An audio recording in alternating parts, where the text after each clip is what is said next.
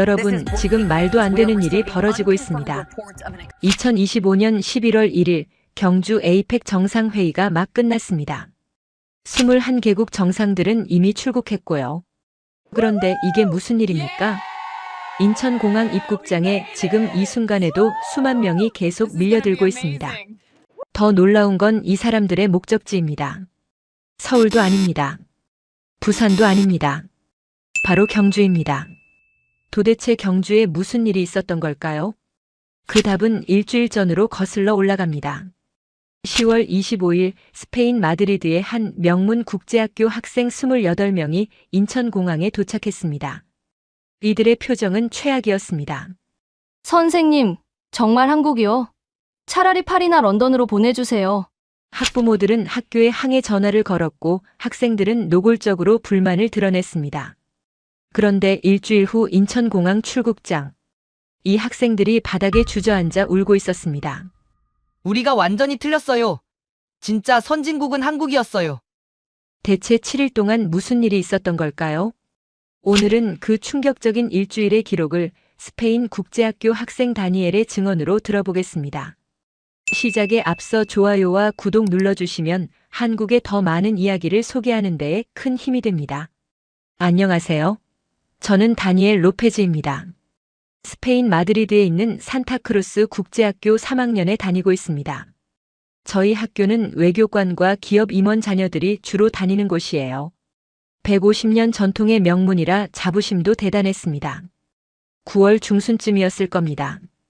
담임 선생님께서 교실에 들어오시더니 칠판에 한국 경주라고 적으셨어요. 순간 교실이 조용해졌습니다. 매년 파리나 제네바로 가던 우리 학교가 갑자기 아시아라니요. 이해할 수 없었습니다. 선생님은 설명하셨습니다. 올해 10월 말 경주에서 에이펙 정상회의가 열린다고요. 21개국 정상들이 모이는 역사적인 행사라고 하셨습니다. 그 기간에 맞춰가면 특별한 경험이 될 거라고 말씀하셨어요. 하지만 저는 납득할 수 없었습니다. 한국이 스페인보다 나은 점이 뭐가 있을까요? 우리는 수백 년 역사의 대성당을 가지고 있고 피카소와 벨라스케스를 배출한 예술의 나라입니다. 무엇보다 유럽 문명의 중심이었던 나라였어요. 집에 돌아가서 부모님께 말씀드렸습니다. 아버지는 고개를 저으셨어요. 경주가 어디냐고 한국 어디쯤에 있는 도시냐고 물으셨습니다. 어머니도 마찬가지였습니다. 차라리 런던이나 베를린으로 보내는 게 교육적이지 않겠냐고 하셨어요. 학부모 온라인 회의가 열렸습니다.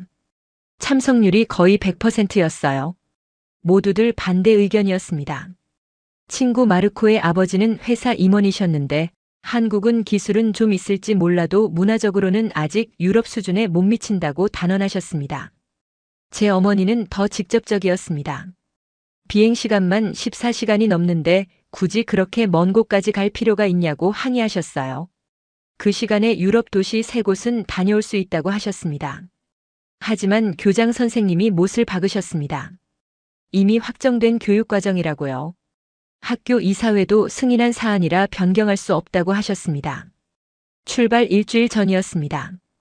가방을 싸면서도 내키지 않았어요. 단체 채팅방에는 불평만 가득했습니다. 평소 수학여행 때는 출발 전부터 들떠 있었는데 이번만큼은 완전히 달랐어요. 10월 25일 마드리드 공항에서 한국행 비행기에 올랐습니다. 14시간이라는 긴 시간 동안 저는 계속 생각했어요. 한국에 가서 뭘 보게 될까?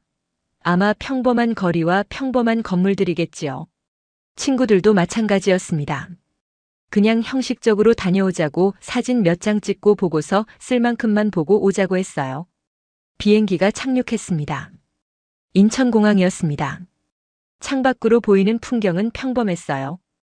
회색빛 활주로와 건물들이 보였습니다. 그런데 공항 안으로 들어서는 순간 저는 발걸음을 멈췄습니다. 천장이 엄청나게 높았어요. 유리와 강철로 만들어진 거대한 구조물이 머리 위를 덮고 있었습니다. 마드리드 공항보다 훨씬 웅장했어요.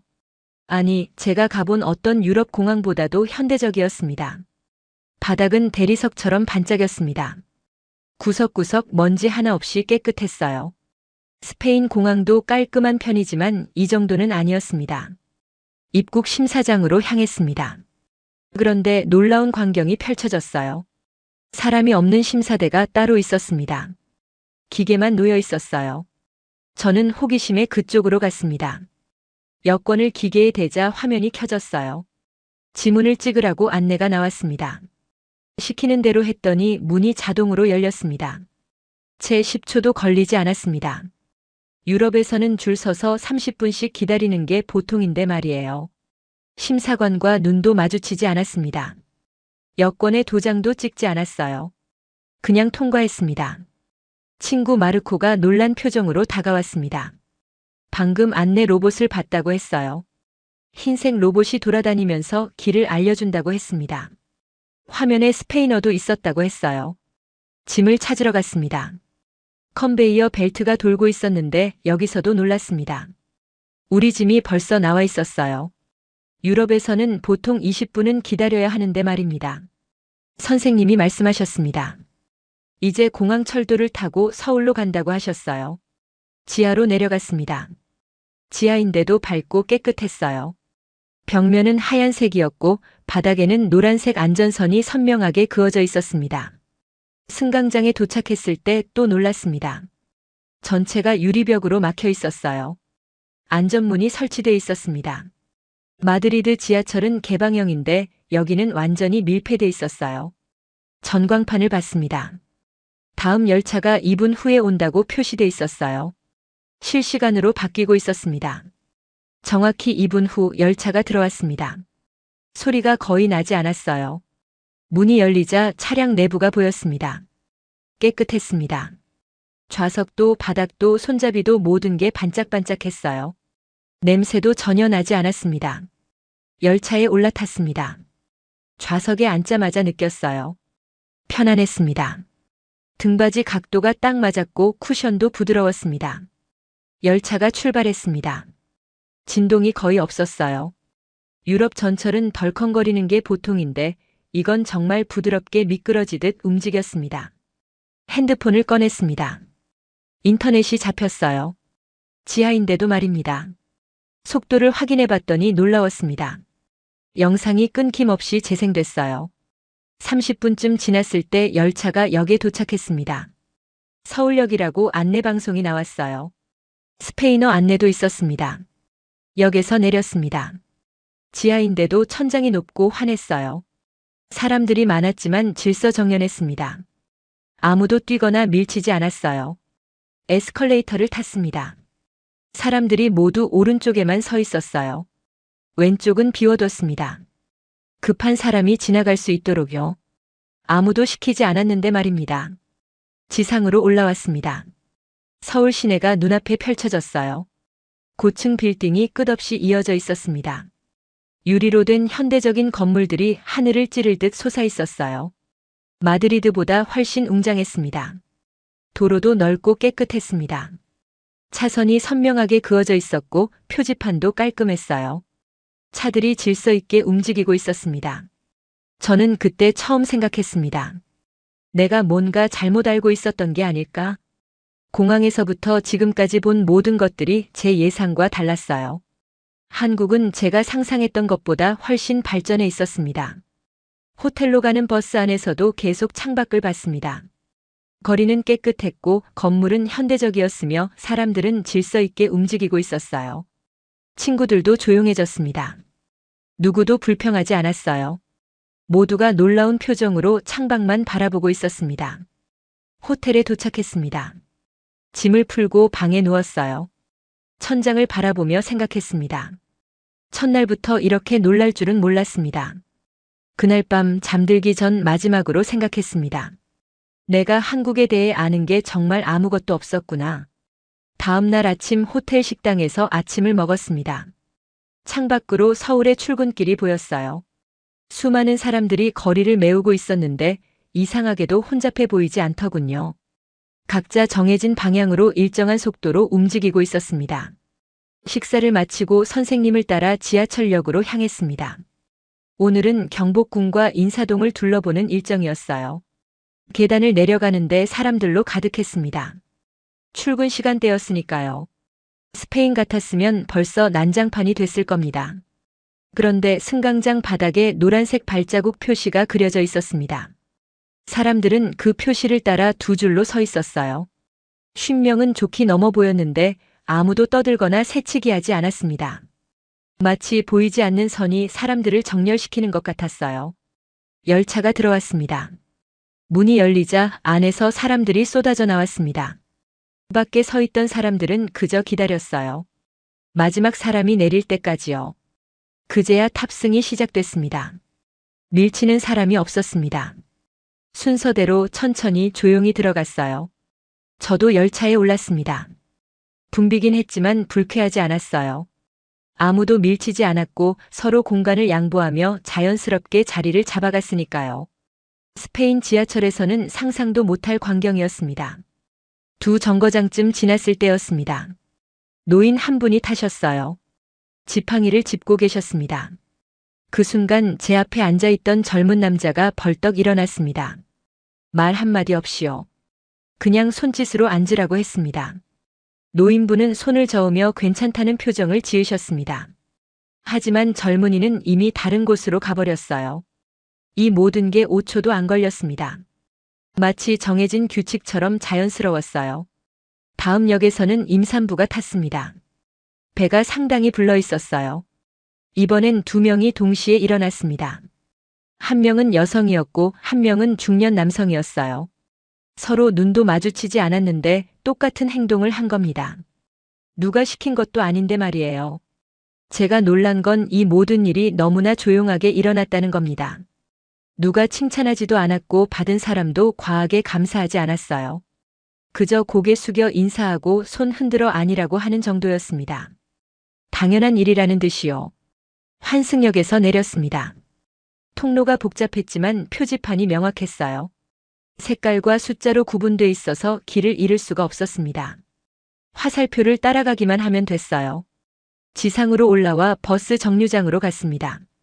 정류장에는 큰 전광판이 있었고 각 노선 번호와 도착 예정 시간이 실시간으로 표시되고 있었습니다.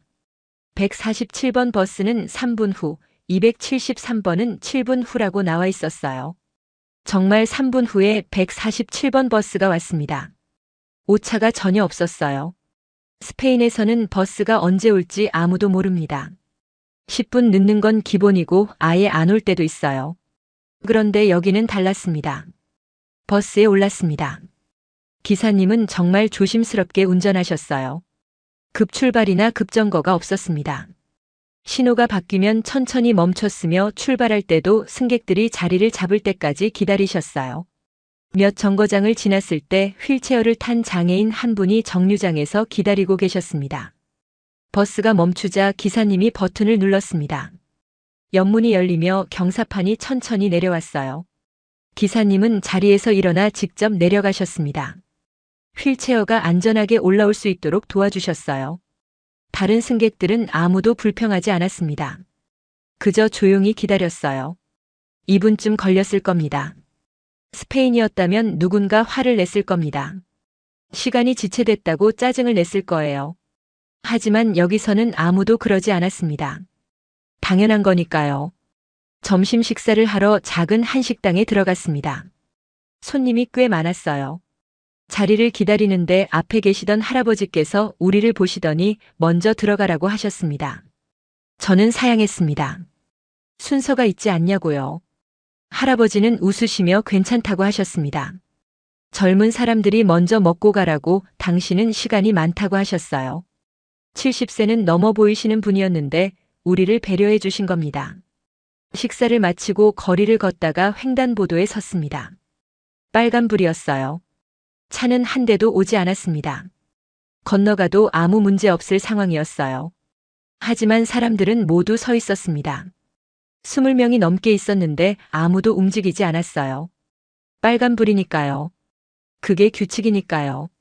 누가 보고 있지도 않았습니다. 경찰도 없었고 카메라도 보이지 않았어요. 그런데도 모두가 지켰습니다. 저는 그때 이해했습니다. 이건 감시 때문도 아니고 벌금이 무서워서도 아니라는 걸요. 그냥 그렇게 하는 거였습니다. 규칙은 지키는 거고 질서는 지키는 거였어요. 다른 이유가 필요 없었습니다. 오후 내내 서울 시내를 돌아다녔습니다. 명동도 가고 인사동도 갔어요. 사람이 정말 많았지만 혼란스럽지 않았습니다. 좁은 골목길에서도 사람들은 서로 비켜줬고 부딪히면 미안하다고 했으며 누가 떨어뜨린 물건이 있으면 주워줬습니다. 카페에서 쉬고 있는데 창밖이 보였습니다. 어떤 외국인 관광객이 길을 헤매고 있었어요. 지도를 들고 두리번거리고 있었습니다.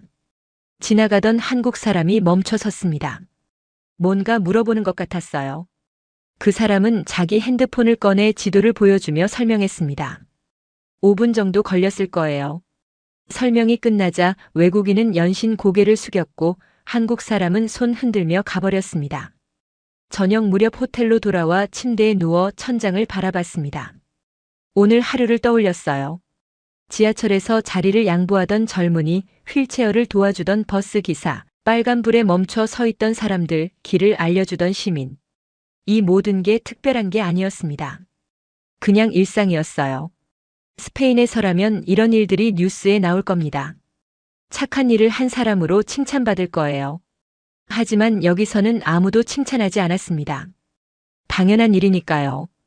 그게 한국이었습니다. 셋째 날 아침 일찍 서울역으로 향했습니다. 오늘은 경주로 이동하는 날이었어요. 역사 안으로 들어서자 눈앞이 확 트였습니다. 천장이 아주 높았고 자연광이 쏟아져 들어왔어요. 공항만큼이나 넓고 현대적이었습니다.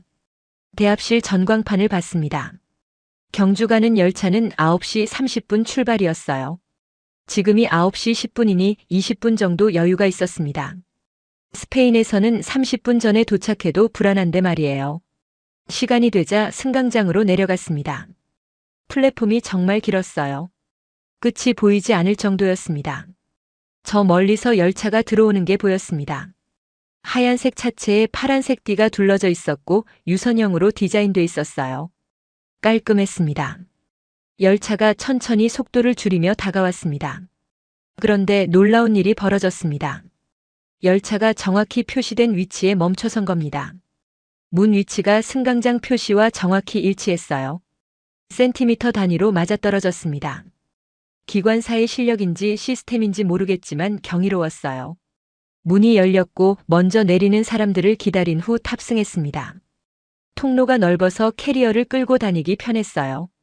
제 좌석을 찾아 앉았습니다. 12호차 7번 가석, 창가 자리였어요. 좌석이 상당히 편안했습니다. 등받이 각도가 적당했고 쿠션도 부드러웠으며 다리를 쭉 뻗을 수 있을 만큼 공간도 넉넉했어요. 스페인 고속열차도 타봤습니다. 나쁘지 않았어요. 하지만 이건 확실히 달랐습니다. 앞 좌석 뒤편에 작은 테이블이 접혀 있었습니다. 펼쳐보니 제법 컸어요. 노트북을 올려놓을 수 있을 정도였습니다. 콘센트도 있어서 핸드폰 충전이 가능했어요. 정시에 열차가 출발했습니다. 9시 30분 정각이었어요. 진동이 거의 느껴지지 않았습니다. 정말 부드러웠어요. 출발하는지도 몰랐을 정도였습니다. 속도가 점점 빨라졌습니다. 창밖 풍경이 빠르게 지나가기 시작했어요. 건물들이, 나무들이, 산들이 순식간에 뒤로 사라졌습니다. 핸드폰으로 속도를 확인해 봤습니다. 위치 추적 앱을 켰더니 시속이 표시됐어요. 280km였습니다. 그런데도 흔들림이 없었어요. 컵에 물을 담아놔도 흔들리지 않을 것 같았습니다. 스페인 고속열차 최고 속도가 300km 정도입니다. 하지만 그 속도로 달릴 때는 진동이 느껴져요. 소음도 있고요. 그런데 여기는 조용했습니다. 차장님이 지나가셨습니다. 단정한 제복을 입고 계셨고 저를 보시더니 영어로 인사하셨어요. 불편한 점이 없냐고 물으셨습니다. 저는 모든 게 완벽하다고 답했어요. 30분쯤 지났을 때 친구 마르코가 화장실에 다녀왔습니다. 정말 깨끗하다고 했어요. 스페인 기차 화장실과는 비교가 안 된다고 했습니다. 저도 가봤습니다. 정말 깨끗했어요. 냄새도 나지 않았고 휴지도 충분했으며 비누도 있었고 심지어 방향제까지 비치돼 있었습니다. 1시간쯤 지났을 때 터널을 지나갔습니다. 긴 터널이었어요. 몇 분 동안 계속 터널 안이었습니다. 그런데 신기한 게 있었습니다. 핸드폰이 계속 연결돼 있었어요. 인터넷을 확인해 봤습니다. 속도가 느려지지 않았어요. 영상도 끊김없이 재생됐습니다. 지하 터널인데도 말이에요. 시속 280km로 달리는데도요. 스페인에서는 불가능한 일입니다. 터널만 들어가면 인터넷이 끊겨요. 전화도 안 되고요. 터널을 빠져나오자 창밖으로 산이 보였습니다. 한국의 산은 스페인과 달랐어요. 바위산이 아니라 나무로 뒤덮인 산이었습니다. 울창했어요. 초록색이 진했습니다. 산 사이로 작은 마을들이 보였습니다. 빨간 지붕과 하얀 벽의 집들이었어요. 논과 밭도 보였습니다. 평화로워 보였어요. 1시간 반쯤 지났을 때 안내방송이 나왔습니다. 곧 대구역에 도착한다고 했어요. 잠시 정차한다고 했습니다. 대구역에서 몇 명이 내리고 탔습니다. 5분 정도 멈춰 있었다가 다시 출발했어요. 20분 정도 더 가자 다시 안내방송이 나왔습니다. 경주역에 곧 도착한다고 했어요.